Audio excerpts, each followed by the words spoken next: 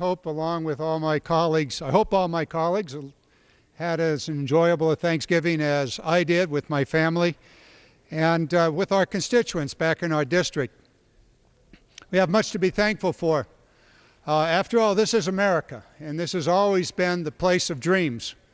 This is America. It's always been the place where people found opportunity, where whatever they wanted to do, they could achieve it. And it's still that America today. But it's up to us in the third year of this recession to restore the American dream.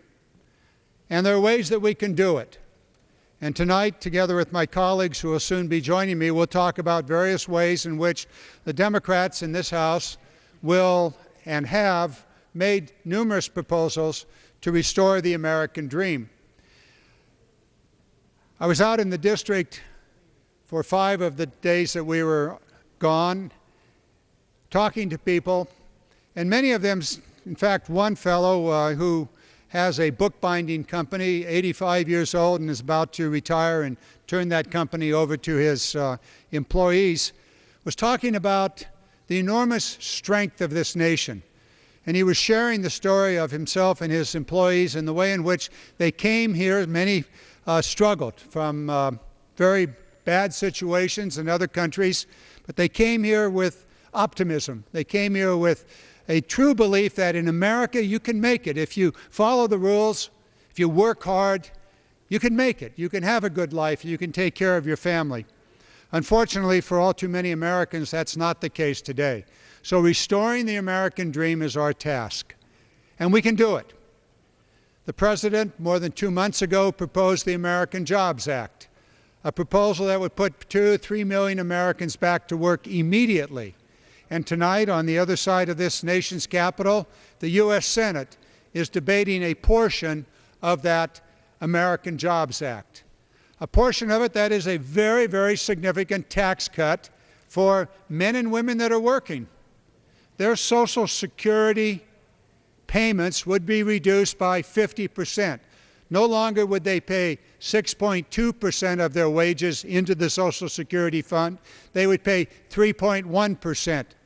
And for their employers, the same reduction, providing a very powerful incentive for individuals to have money in their pockets, about $1,500 a year, money in their pockets so that they could participate in buying gifts for their children. And as we look to Christmas, we know there are many, many Americans that are not going to be able to do that. Mr. Speaker, it's time for us in this House to follow the lead of the President and to give every American worker, 98% of Americans, a very significant tax reduction, $1,500 by reducing that Social Security tax. And for their employers, the same. If their employers are up to $50 million of payroll, they can reduce by 50% their Social Security tax so that that employer has more money to hire people. That debate is going on in the U.S. Senate today. Unfortunately, here in this House, we've not been able to even take up that issue. We should, because it's part of what we must do to put Americans back to work, to give them a break. Now, joining me in this discussion tonight as we talk about restoring the American dream and about the things that we can do to make that happen is my colleague from the great state of New York. We've often been here. We call ourselves the East-West team. And Mr. Tonko, good to see you back. I hope you had as good a Thanksgiving as I did, and I'm sure you worked as hard in your district as I did during those days. So please share with us, and welcome back. Well, thank you, Representative Garamendi, and thank you for leading us in an hour of discussion, of dialogue that is most critical to the economic viability, the economic comeback of America's middle class. You know, you talk about some of these incentives that would be addressed through a payroll tax deduction. It's all about empowering our middle class, enhancing their purchasing power, enabling us to enhance that demand out there for products that then obviously translates into job growth, because with more demand upon manufacturers in this country, with more consumer confidence, with absolute increase in purchasing power, there will be a positive outcome. There's no denying that unemployment is driving the deficit. And if we can turn that around, if we can invest in ways that enhance the middle class, that's good for all strata, all income strata in this nation. And what's been lost in the logic here for the majority is that the empowerment of the middle class stands to produce gains for everybody. And we saw what happened in the buildup before our entry here into the House. In the period of the recession, it was all about borrowing totally the money that was necessary to spend on a tax cut for millionaires and billionaires. And some would suggest those are the job creators. But what happened was we realized 8.2 million jobs lost. And so that didn't work. We ought not go back and revisit that formula because it was not a formula for success. What we need here is to bring about the long overdue empowerment of the middle class. And it is working families across this country that need that assistance today. And by the way, it works for in everybody's favor.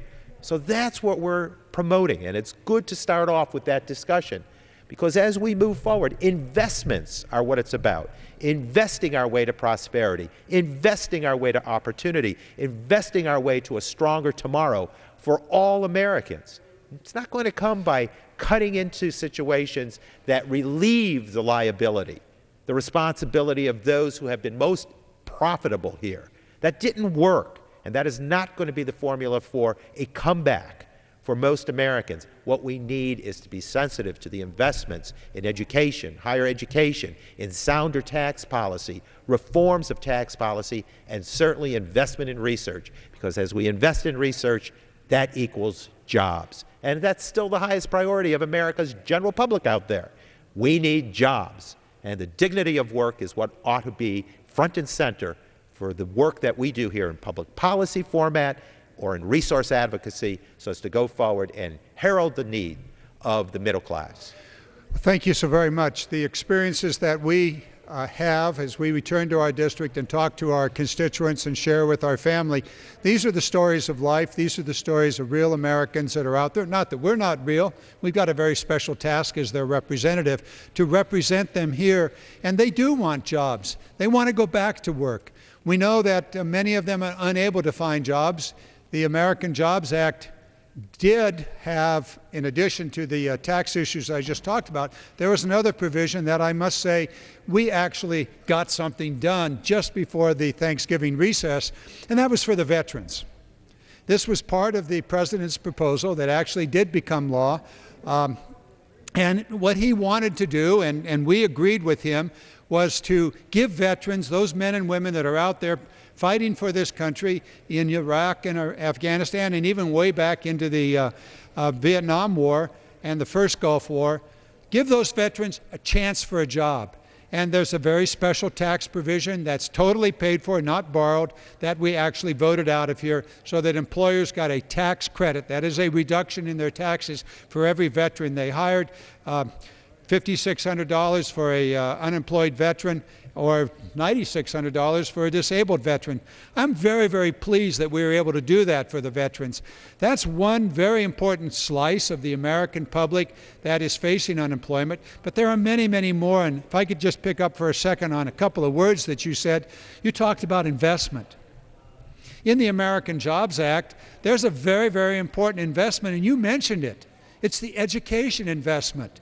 The President proposed that we spend about $30 billion to keep teachers in the classroom now so that our kids would be able to continue to learn. That's the future, and if they miss a year of learning, they're going to be behind the rest of their lives. And so he proposed that. It's still out there. It's open. It hasn't had a chance to come forward yet. But we'll see. Maybe we can get that one done. A critical investment in our children. What's more important than our children? Right, and you know, Representative Garamendi, as you talk about that,